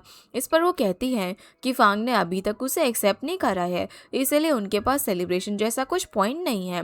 तभी येफाई को मिस्टर जियांग का कॉल आ जाता है जो बताते हैं कि उसके डैड इंजर्ड हो गए हैं। ये सुनकर वो टेंशन में आ जाता है और जल्दी से अपने डैड के घर जाता है, लेकिन वहाँ वो देखता है कि उसके डैड बिल्कुल सही हैं और वो उस बात से नाराज हो जाते हैं कि उसके डैड ने झूठ बोलकर उसे घर बुलाया। डैड उसे बताते हैं कि उनके गिर जाने की वजह से उनके एंकल में चोट आ गई थी और वो इंजर्ड हो गए थे। फिर वो उस साथ में लंच करने के लिए रोक लेते हैं और लंच के दौरान यीफाई के डैड उसे बताते हैं कि वो उसकी कंपनी पर नजर रख रहे हैं। उन्हें उसकी कंपनी और एम्प्लॉयज़ पर थोड़ा सा डाउट था। यीफाई की कंपनी फिलहाल काफ़ी लॉस में थी, इसीलिए डैड उसे कहते हैं कि वो अपनी इन्वेस्टमेंट उसकी कंपनी में करना चाहते हैं। अगर उनके पास 2 कंपनीज होगी तो प्रॉफिट भी उनका ही होगा, लेकिन यीफाई उनकी हेल्प लेने से मना कर देता है। फिर डैड उससे उसके और गुई के रिलेशनशिप के बारे में पूछते हैं तो यीफाई उन्हें बता देता है कि उनका ब्रेकअप हो चुका है। ये सुनकर डैड खुश हो जाते हैं और कहते हैं कि उन्हें गुई वैसे भी पसंद नहीं थी। इधर मिस लियाओ के डैड अपनी बर्थडे की पार्टी रखते हैं जहाँ पर मिस लियाओ अपने डैड को वांग से इंट्रोड्यूस करवा देती हैं और वांग उसके लिए एक बर्थडे गिफ्ट भी लाया हुआ था। उसमें गोल्फ खेलने के ग्लव्स थे, लेकिन वांग देखता है कि उसमें एक ही ग्लव था और वो ये बात उनके सामने कह देता है। मिस लियाओ वांग को बताती है कि गोल्फ खेलने के लिए एक ही ग्लव यूज़ किया जाता है। फिर वो वांग और उसके डैड को बात करने के लिए अकेला छोड़ देती है, जहाँ पर मिस लियाओ के डैड उससे ग्लव्स वाली बात पूछ लेते हैं। वांग अब उनसे माफ़ी मांगता है और कहता है कि उससे ये गलती वापस नहीं होगी। इधर शियान अपने रूम पर होती है, तभी यीफाई वहाँ पर आ जाता है तो शियान उसके पास जाकर उसे उसके डैड की हेल्थ के बारे में पूछती है। यीफाई के हाथ पकड़कर उसे डिनर टेबल पर लेकर जाकर सूप भी सर्व करती है ताकि वो बेटर फील करे। फिर वापस से अपना काम करने लगती है और इरफान सूप एंजॉय करता है। इधर वांग और मिस लियाओ घर जा रहे थे, जहाँ पर मिस लियाओ उसे बताती है कि उसके डैड उसे कुछ दिनों में एक टास्क देने वाले हैं, क्योंकि वो उसका टेस्ट लेना चाहते थे। शायद ये टेस्ट उनका रिलेशनशिप पब्लिक करने का ही होगा। ये सुनकर वो थोड़ा सा नर्वस हो जाता है, पर मिस लियाओ उसे काम करती है। इधर शियान अपना काम करके फ्री हो जाती है और ग्रोसरी लेने मार्केट चली जाती है। तभी यीफाई भी उठ जाता है और अपने रूम से बाहर आने पर वो शियान का लैपटॉप वहाँ ऑन देखता है जिसमें उसने रिपोर्ट रेडी की हुई थी। इरफान उस रिपोर्ट को पढ़कर उसे सही कर देता है। साथ ही वो उसका बनाया हुआ खाना भी खा लेता है जो कि उसने मार्केट जाने से पहले बना कर रखा था। जब शियान अपने फ्लैट पर आती है तो वो अपनी रिपोर्ट वापस से देखती है जो कि यीफाई ने सही कर रखी थी। साथ ही उसने शियान के लिए एक नोट भी रखा हुआ था जिसमें उसने लिखा था कि ये फेवर उसने उसके लंच के बदले करा है, और नोट को पढ़कर शियान उसे थैंक्स का मैसेज भेजती है। अगले दिन अब शियान उठती है तो वो ब्रेकफास्ट में यीफाई के डैड का दिया हुआ गिफ्ट वाला कप यूज़ करती है और यीफाई के लिए टेस्टी ब्रेकफास्ट बनाती है जो कि उसे बहुत ही अच्छा लगता है। ब्रेकफास्ट करके यीफाई अपने ऑफिस चला जाता है, जहाँ पर उसकी फांग के साथ एक मीटिंग थी। उसमें वो नोटिस करता है कि फांग काफ़ी बार बात करते हुए अटक रही थी। ये देखकर वो मीटिंग खत्म होने के बाद उसे अपने ऑफिस में कॉफ़ी पीने के लिए बुलाता है, जहाँ वो सीधा उससे पूछ लेता है कि वो भला मीटिंग में बात करते हुए अटक क्यों रही थी। फांग उससे कहती है कि ये उसकी गलत फहमी है। फिर वो फांग से प्रोजेक्ट की बात करता है जो कि शियान ने बनाया था। साथ ही वो उसकी तारीफ करते हुए बताता है कि शियान के लिए फांग कितनी इम्पोर्टेंट है और वो फांग से कितनी इंस्पायर्ड है। जो सारी बातें सुनकर फांग उससे पूछ लेती है कि वो भला शियान की इतनी मदद क्यों कर रहा है, और साथ ही फांग को ये भी पता चल जाता है कि रिपोर्ट रेडी करने में यीफाई ने उसकी मदद करी होगी। लेकिन यीफाई उसे बताता है कि उसने जितना शियान से सीखा है वो उस रिपोर्ट के आगे कुछ भी नहीं था। फिर यीफाई फांग से कंपनी में चल रहे फ्रॉड के बारे में पूछता है। फांग भी इस बात से एग्री कर देती है कि उसे ये सब पहले से पता था, लेकिन उसे डर है कि जो भी चेयरमैन के अगेंस्ट जाएगा उसको कॉन्सिक्वेंसेस फेस करने पड़ेंगे। शायद शियान को इसमें प्रॉब्लम हो सकती है क्योंकि रिपोर्ट उसी की बनाई हुई है। ये सुनकर यीफाई फांग के साथ एक प्लान बनाता है कि वो सारा ब्लेम अपने ऊपर ले लेगा और फांग बुरी एक्टिंग करे जैसे उसे कुछ पता ही नहीं है। ऐसे में सभी लोगों को सैक्रिफाइस नहीं करना पड़ेगा। फांग इस प्लान के लिए लिए रेडी हो जाती है। इधर शियान सो रही थी, तभी उसे यू का कॉल आ जाता है जो कि काफी जल्दबाजी में थी। असल में फांग शियान से मिलना चाहती थी, जिससे कि शियान रेडी होकर ऑफिस जाती है। फांग उसे एक गुड न्यूज़ देती है, और क्योंकि इस बार शियान ने अपने एक्शन से प्रूव किया था कि वो इस जॉब के लिए कैपेबल है, इसलिए फांग उसे वापस से कंपनी में ज्वाइनिंग दे देती है। बस उसे शानली फांग प्रोजेक्ट से दूर रहने के लिए बोलती है, जिस पर फांग और ईफाई काम कर रहे थे।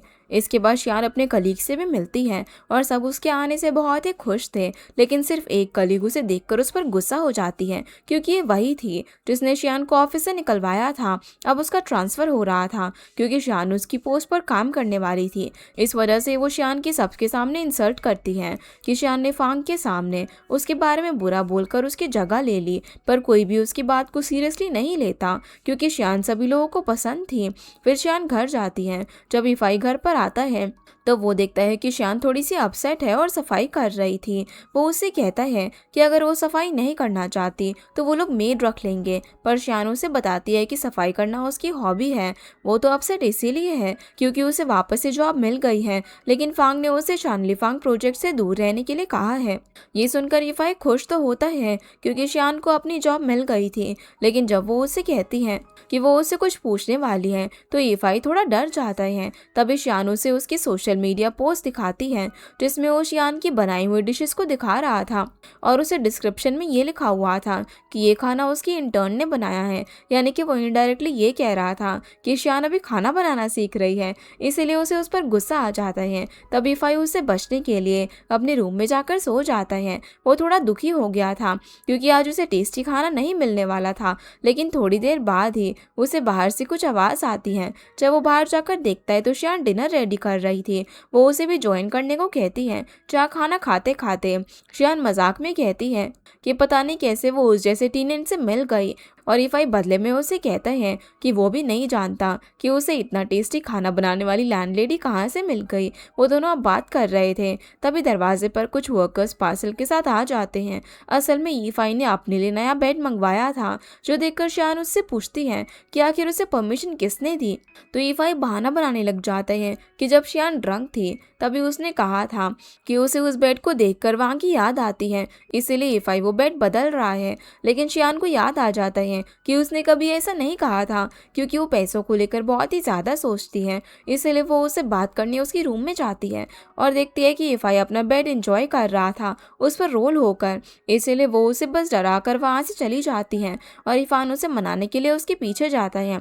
अगले दिन हम देखते हैं कि जुंगचेंग यू से मिलने उसके ऑफिस के बाहर जाता है। असल में पिछली बार यू ने उसे कांटेक्ट करने के लिए कहा था, पर उन दोनों ने उस दिन अपने नंबर्स ही एक्सचेंज नहीं किए थे, इसलिए जुनचेंग डायरेक्टली उसका वेट कर रहा था, जहाँ वो उससे मिलने के बहाने से उसे ग्रुप डिनर पर इनवाइट करता है, जिसमें ये भाई और शियान भी आने वाले थे, इसीलिए यू भी आने के लिए हाँ बोल देती है। वहीं शियान अपने लिए बहुत सारे डिशेस कुक कर रही थी। जब उसे दानियों का वीडियो कॉल आता है तो वो उसे बताती है कि आज वो बहुत ज़्यादा खुश है। दानियों जब उससे बात कर रही थी तभी लू से उसे इशारा करते हैं कि उसे शियान को वांग के बारे में बता देना चाहिए कि वो भी शानलीफांग प्रोजेक्ट में है, पर दानियों उसे कुछ भी नहीं बताती और फ़ोन कट करने के बाद वो लूजे को समझाती है कि वो शियान को ये बात इसीलिए नहीं बताना चाहती क्योंकि शियान की मुश्किल से रीजॉइनिंग हुई है। अगर उसे पता चल गया कि वांग भी उस प्रोजेक्ट में है तो वो ज़रूर पीछे हट जाएगी, जो कि दानियों नहीं चाहती। दूसरी तरफ शियान काफ़ी ज़्यादा खुश थी।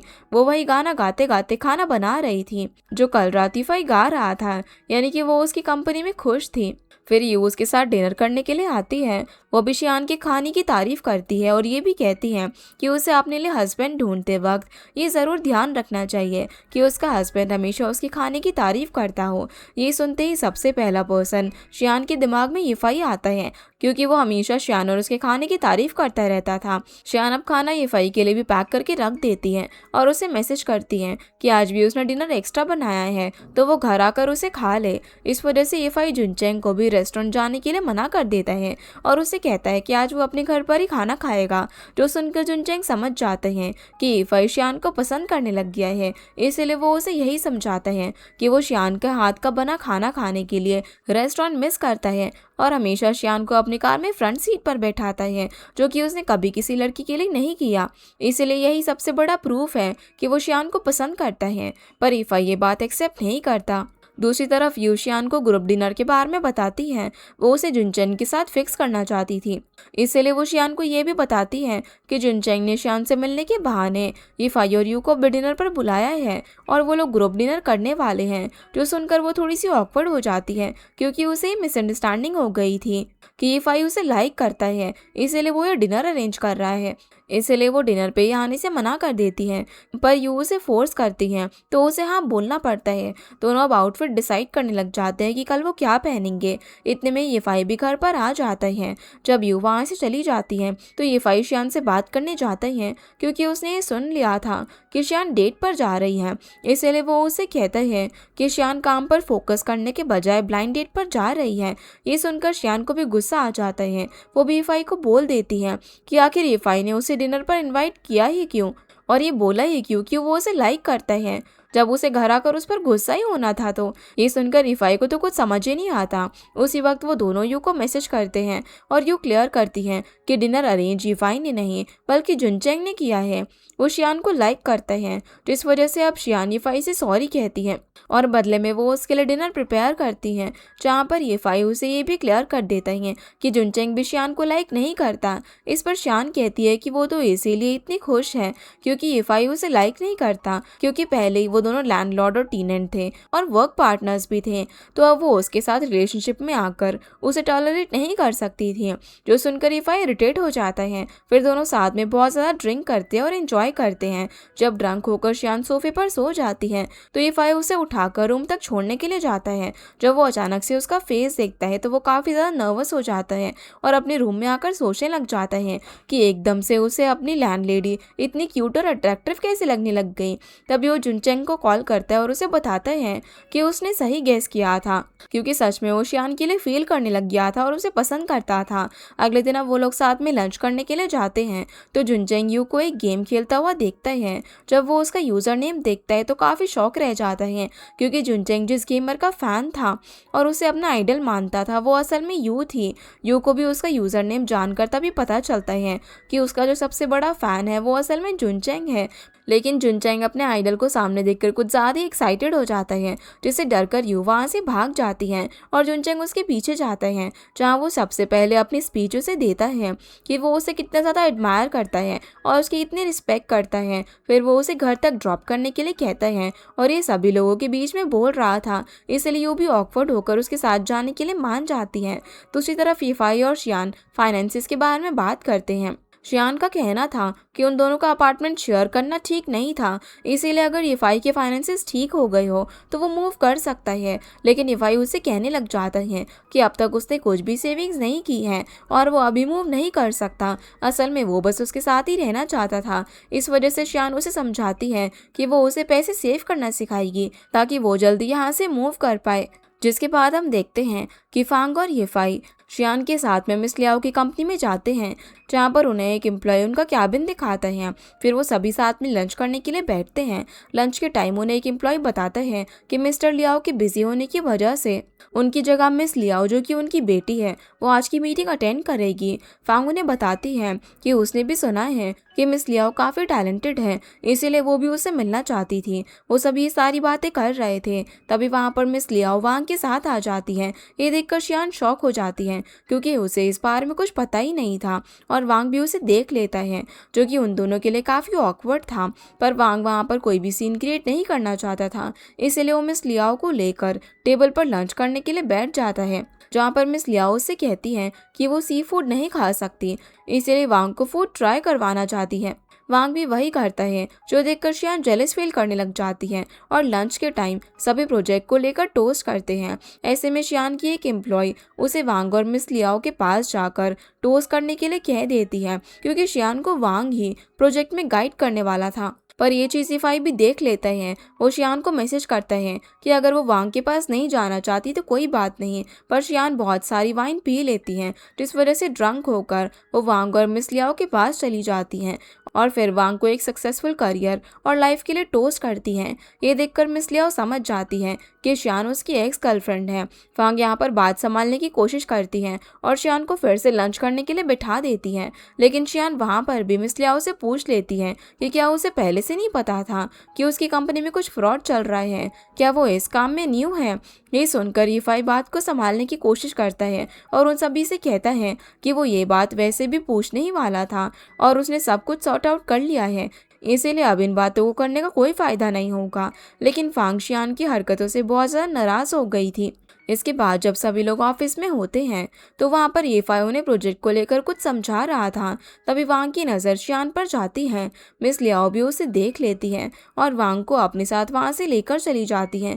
ये देखकर वांग उसे माफ़ी मांगता है, पर मिस लियाओ उसे काफ़ी पोलाइट वे में बात करती है और उसे शोल्डर मसाज लेती है। इधर मीटिंग ख़त्म हो जाने पर फांग शियान को अपने ऑफिस में बुलाती है और ये सब यीफान भी देख रहा था। शियान तो फांग के पास जाने से डर रही थी, इसीलिए वो पहले वॉशरूम जाती है और खुद को मोटिवेट करने की कोशिश करती है। वो बाहर निकल ही रही थी कि तभी उसे वांग के साथ मिस लियाओ मिल जाती है। वो शियान को डायरेक्टली कह देती है कि वो अपना काम और अपनी पर्सनल लाइफ दोनों को अलग रखे, उसकी वजह से इस रिपोर्ट में कोई दिक्कत नहीं आनी चाहिए। इस पर शियान भी उसे कह देती है कि वो अपने काम को लेकर बहुत सीरियस है और कुछ लोगों की वजह से वो अपने काम में कोई प्रॉब्लम नहीं आने देगी। इधर जुंगचेंग यू से मिलने के लिए ऑफिस आया हुआ था। वो काफ़ी देर उसका वेट करता है, पर फिर भी वो उसका मैसेज सीन नहीं कर रही थी, इसीलिए जुनचेंग चेक करने के लिए चला जाता है और यू को वहाँ पर काम करते हुए देखकर वो छुप जाता है। लेकिन उसे ऐसे करते हुए एक गार्ड देख लेता है और उसकी वीडियो बना लेता है। इधर फांग को उसका असिस्टेंट सारी इन्फॉर्मेशन देता है और बताता है कि शियान और वांग काफ़ी सालों से डेट कर रहे थे। उन्होंने अपनी वेडिंग के लिए वेन्यू भी बुक कर लिया था, पर फिर वांग मिस लियाओ के साथ हो गया और शियान अब वांग से रिवेंज लेने के लिए ये सब कर रही है।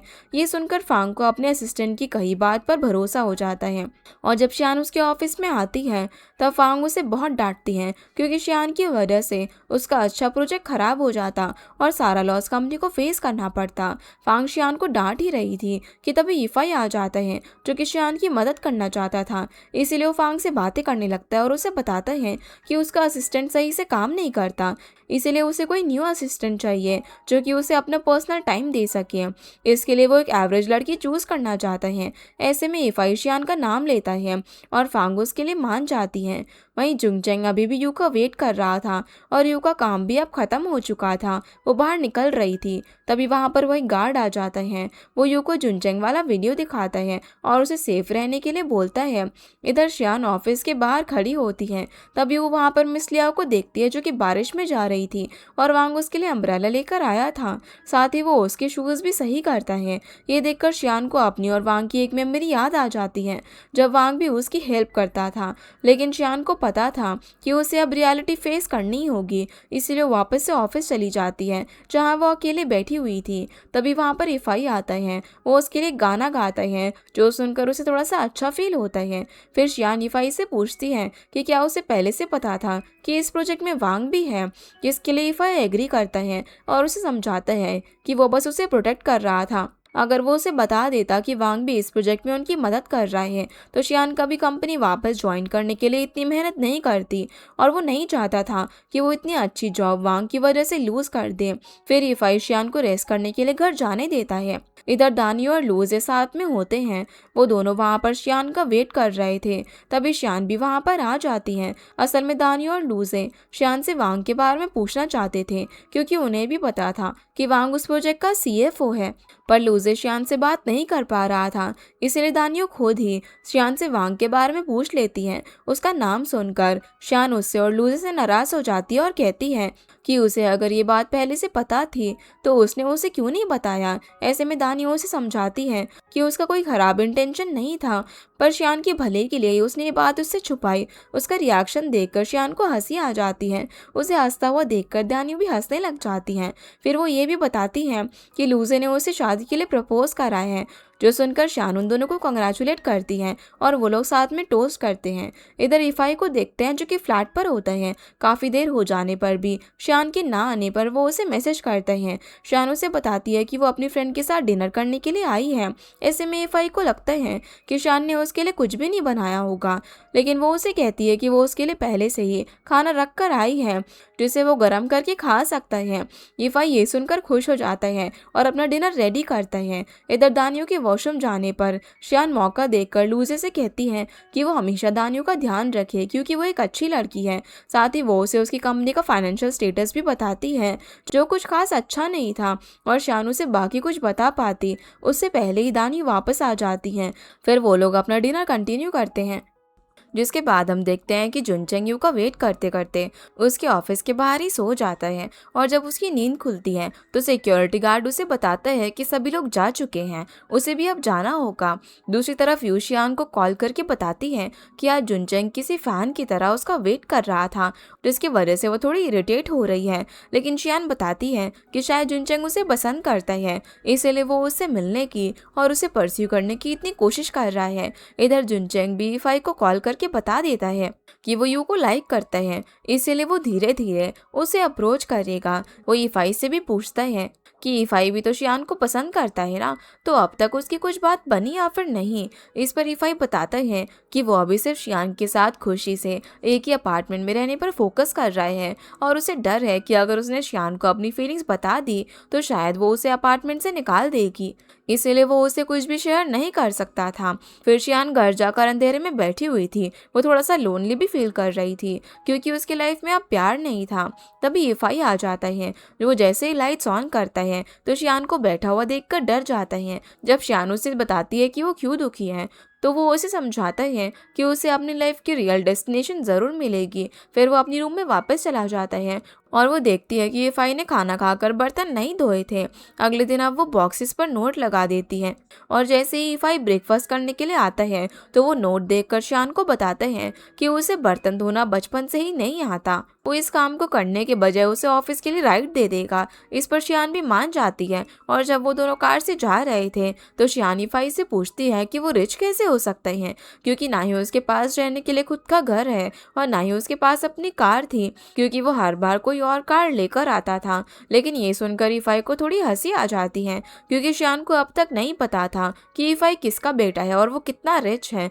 वो बस खुद से कुछ करना चाहता था, इसलिए वो अभी तक इतना स्ट्रगल कर रहा है। जहाँ वो उसे ये भी बताती है कि उन्हें सेविंग करना सीखना चाहिए। तभी वो लोग ऑफिस के बाहर पहुंच जाते हैं। शियान ऑफिस के सामने जाने से पहले कार से उतर जाती है ताकि कोई उन दोनों के बारे में गलत ना सोचने लग जाए कि वो डेट कर रहे हैं। जब वो कार से उतरती है तो ईफाई अपने फ़ोन से उसकी वीडियो बनाने लग जाता है। ये देखकर शियान उस पर गुस्सा करती है और उसे डांटने लग जाती है, पर तब तक ईफाई वहाँ से निकल जाता है, और ये सब करते हुए उन्हें फांग अपनी कार से देख लेती है। फिर ऑफिस में फांग सभी को शियान फांग प्रोजेक्ट की असाइनमेंट देती है, पर वो सिर्फ शियान को कोई काम नहीं देती, इसलिए शियान अपने कलीग्स को हेल्प करने का सोचती है, लेकिन वो लोग भी उससे कोई हेल्प नहीं लेते, जो सब ईफाई भी नोटिस कर लेता है। इसलिए वो शियान को स्पेशल असिस्टेंट कहकर अपने ऑफिस में आने के लिए बोलता है। शियान खुश हो जाती है कि शायद उसे कोई असाइनमेंट मिलेगा, लेकिन ईफाई उसे बस पानी का ग्लास मंगवाता है और शियान थोड़ी अपसेट हो जाती है, पर असल में ईफाई ने उससे बस बात करने के लिए वहाँ पर बुलाया था। वो उससे पूछता है कि क्या उसे पता है कि फांग और बाकी के कलीग्स ने उसे साइडलाइन क्यों कर दिया है। शियान कुछ भी नहीं बोल पाती, तब ईफाई बताता है कि शियान पूरे प्रोजेक्ट में फाइनेंशियल फ्रॉड को एक्सपोज करने के कैपेबल है, इसलिए सभी लोग उससे बचकर चल रहे हैं, इसलिए उसे धीरे धीरे काम करना होगा ताकि फांग उस पर ट्रस्ट दिखा सके। फिर शियान वहाँ से चली जाती हैं और ईफाई मिस्टर लियाओ के साथ एक मीटिंग फिक्स करता है। दूसरी तरफ मिस्टर लियाओ वांग के साथ गोल्फ क्लब में होते हैं, जहाँ वो वांग को बता रहा था कि उनके शानलीफांग प्रोजेक्ट में कई सारे सीक्रेट्स हैं, उन सीक्रेट्स को बचाने का काम वांग को करना होगा, क्योंकि मिस्टर लियाओ भी शियान को जानते थे कि वो इस प्रोजेक्ट को एक्सपोज करने के पीछे हैं, और मिस्टर लियाओ बस वांग का टेस्ट लेना चाहते हैं कि वो उसकी बेटी के लिए कैपेबल है भी या फिर नहीं। अगर वो इतनी रिच फैमिली में आ रहा है तो वो उन जैसा बन सकता है या फिर नहीं। इस पर वांग भी सब कुछ हैंडल करने के लिए मान जाता है। फिर ईफाई वहाँ पर आता है और वांग को वहाँ से निकलते हुए देख लेता है। असल में वो लियाओ से शियान की बात करने आया था। वो उन्हें किसी तरह विश्वास दिलाता है कि शियान सिर्फ एक एम्प्लॉय का काम कर रही है, जो उसे बोला जा रहा है वो पर्सनली उन्हें एक्सपोज करना नहीं चाहती, ना ही वो उन्हें एक्सपोज करेगी। जहाँ पर ईफाई मिस्टर लियाओ को अपने स्पॉन्सर भी चेंज करने के लिए कहता है। दूसरी तरफ शियान जब ऑफिस में एक फाइनेंशियल डेटा बुक से पढ़ रही थी तो उसके साथ साथ वो ईफाई के बनाए हुए शानलीफांग प्रोजेक्ट के नोट्स भी ओपन कर लेती हैं। वो देखती है कि ईफाई ईफाई के पहले की जो कुछ डील्स थी वो उस बुक में केस स्टडी बनकर पब्लिश हुई थी। यानी कि ईफाई अपने काम में बहुत ही प्रोफेशनल और परफेक्ट था, इसलिए उसके नोट्स बुक में थे। तभी ईफाई भी ऑफिस आ जाता है। उसे देखकर शियान इम्प्रेस हो जाती है, क्योंकि तभी वो एम्प्लॉयज़ की हेल्प कर रहा था। वो आखिर में शान की डेस्क पर भी आता है और उसके कंप्यूटर में टाइप करके जाता है कि शान को उसे इस तरीके से घोड़ने की प्रैक्टिस कर लेनी चाहिए। जिसके बाद वो अपनी सीट पर बैठी होती है। तभी उसकी कलीग उसे मेडिसिन लेने बाहर भेज देती है। इधर वांग और मिस लियाओ साथ में थे, जहाँ पर मिस लियाओ उसे बताती है कि वो जानती है कि उसके डैड ने वांग को क्यों बुलाया था। वो बस उसका टेस्ट लेना चाहते थे। लेकिन मिस लियाओ को शियान के प्रोजेक्ट को एक्सपोज करने से कोई प्रॉब्लम नहीं थी, क्योंकि मिस लियाओ ही फ्यूचर में इस प्रोजेक्ट को हैंडल करने वाली थी और उसे अपने प्रोजेक्ट के लूप होल्स के बारे में पता होना चाहिए था। दूसरी तरफ शियान जब मेडिसिन लेने के लिए जाती है तो उसे वापस आने में काफ़ी टाइम हो जाता है। उसने लंच भी नहीं किया था, इस वजह से ईफाई उसे ऑफिस में ढूंढ रहा था। जैसे ही शियान वापस आती है और बताती है कि वो मेडिसिन लेने गई थी, तो ईफाई उस पर चिल्लाने लग जाता है और उसे अटेंटिव रहने को कहता है, ना कि बाहर घूमने के लिए। असल में वो बस नाटक कर रहा था ताकि उसे गुस्से में देखकर कोई भी एम्प्लॉय अब से शियान को बाहर जाने के लिए ना कहे। शियान फिर उसके साथ ऑफिस में जाती है तो वो उसे बताता है कि वो उसके लिए एक स्पेशल रेस्टोरेंट से लंच लेकर आया है, जहाँ पर दोनों साथ में लंच करते हैं। तभी फांग वहाँ पर आ जाती है और एक बार फिर उन दोनों को साथ में देख लेती है, जिसके बाद शियान बाहर आ जाती है। तभी ऑफिस में वांग भी आता है, जो सीधे फांग और ईफाई से बात करने चला जाता है। इधर जुनचेंग रेडी होकर ऑफिस के लिए निकल रहा था, क्योंकि उसने यू के लिए उसके ऑफिस में ही फायर डिपार्टमेंट में जॉब ले ली थी। जब वो अपने मॉम डैड को अपना आईडी कार्ड दिखाता है तो वो भी समझ जाते हैं कि जुनचेंग ने आज ही जॉब ज्वाइन किया है और वो कल उस लड़की से मिलने उसके ऑफिस गया था जिसे वो पसंद करता है। जुनचेंग अब ऑफिस जाता है तो लिफ्ट के बाहर उसे यू मिल जाती है, लेकिन यू अब भी उसे इग्नोर कर रही थी। जुनचेंग अब जब ऑफिस में होता है तो नोटिस करता है कि कोई उसे फॉलो कर रहा है। वो समझ जाता है कि ज़रूर उसकी मॉम होगी, जो कि वहीं पर जॉब करती थी। इसलिए वो उन्हें कन्फ्रंट करने के लिए जाता है और उस लेडी ने अपने फेस पर मास्क लगाया हुआ था। इस वजह से जुनचेंग उसे अपनी मॉम की फ्रेंड समझ रहा था, पर असल में वो उसकी मॉम ही निकलती है और वो उसे बताती है कि वो अपनी फ्रेंड की शिफ्ट पर आई थी, लेकिन अब तक वो कुछ भी नहीं देख पाए। फिर वो वापस से अपने काम पर चला जाता है और जब टाइम ख़त्म होता है तो उसे वहाँ से यूँ निकलती हुई दिखाई देती है, लेकिन उसका टीम लीडर उसे वहाँ से बाहर नहीं जाने देता, जिसकी वजह से जुनचेंग मीटिंग खत्म होने का वेट करता है। फिर एक पार्क में यू को चुपके से फॉलो करता है, जहाँ वो रनिंग कर रही थी। वो जुनचेंग को छुपते हुए देख लेती है। इस पर जुनचेंग कहता है कि वो तो यहाँ पर रोज रनिंग करने के लिए आता है। दूसरी तरफ ईफाई अपनी किसी मीटिंग के लिए जा रहा था। वो लिफ्ट से जाने से पहले शियान का वेट करने के लिए डॉक्यूमेंट्स भूलने का बहाना करने लग जाता है। जैसे ही शियान आती है तो वो दोनों साथ मीटिंग में जाते हैं। लिफ्ट में शियान ईफाई के असिस्टेंट से बात करती है कि वो इतना हार्डवर्क कैसे कर लेता है। इस पर असिस्टेंट शियान से बात करने लग जाता है, जिससे कि ईफाई जेलस फील करता है, क्योंकि शियान ने कभी उसकी तारीफ नहीं की थी। इसीलिए वो उसे मैसेज करके घर तक राइड करने के लिए बोलता है, पर शियान उसे मना कर देती है। फिर हम जुनचेंग को देखते हैं, जो कि यू के अपार्टमेंट के बाहर ही खड़ा रहता है। वो उसकी लाइव स्ट्रीमिंग देख रहा था, जिसके साथ वो यू के लिए उसके घर डिनर ट्रीट भी भिजवाता है।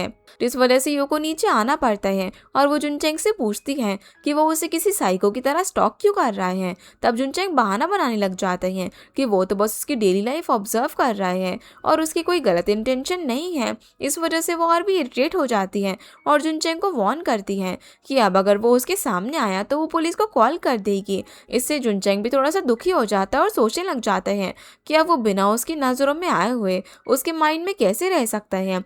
जिसके बाद वो ईफाई के साथ डिनर पर जाता है और उसे सब कुछ बताता है। जब वो ईफाई से पूछता है कि उसने अपनी लैंडलेडी को अब तक सब कुछ बताया या फिर नहीं, तो ये सुनकर ईफाई थोड़ा सा इरिटेट हो जाता है और कहता है कि वो बस शियान के साथ रहना चाहता है, उसे शियान को सब कुछ बताकर उसे दूर नहीं होना। फिर वो घर जाता है तो देखता है कि शियान ने अपने रूम के बाहर नोट लगा दिया था कि वो कोई भी डिस्टर्बेंस नहीं चाहते। इधर जुनचेंग भी घर पर पहुंचता है तो उसके मॉम डैड उसे यू के बारे में पूछते हैं, क्योंकि उन्हें फिक्र थी कि जुनचेंग किस लड़की के साथ है, उसका बैकग्राउंड क्या है और उसका नेचर कैसा है। जिससे इरिटेट होकर जुनचेंग अपने मॉम डैड से झूठ बोल देता है कि वो अपने काम में बिजी है, क्योंकि अगले मंथ उसका प्रमोशन हो जाएगा और वो चीफ बन जाएगा। ये सुनते ही मॉम डैड खुश हो जाते हैं। अब अगले दिन हम देखते हैं कि शियान पूरी रात जाग कर रिपोर्ट्स पढ़ने की वजह से लेट उठती है, इसलिए वो जल्दी से रेडी होकर यीफाई के साथ ही ऑफिस जाती है और रास्ते में कार में भी सो जाती है। इस वजह से यीफाई उसे ऑफिस आने पर भी नहीं जगाता और पार्किंग में उसके जागने का वेट करता है, जहाँ शियान नींद में बोलते बोलते जाग जाती है और यीफाई से पूछती है कि उसने उसको जगाया क्यों नहीं। इस पर यीफाई कहता है कि वो सोते हुए बहुत ही अच्छी लग रही थी कि वो उसे जगा ही नहीं पाया।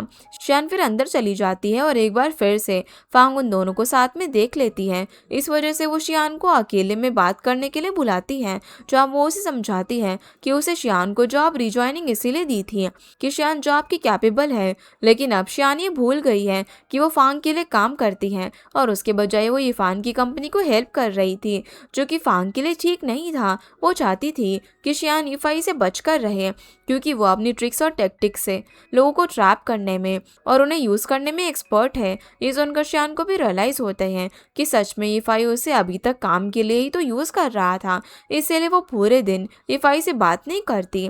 दूसरी तरफ जुनचेंग अब यू के सामने नहीं जा रहा था, इसीलिए वो पूरे दिन यू जहाँ पर भी जाती है वहाँ उसके लिए पार्सल और फ्लावर्स डिलीवर करता है, जिस वजह से पूरे दिन यू उसे भूल ही नहीं पाती।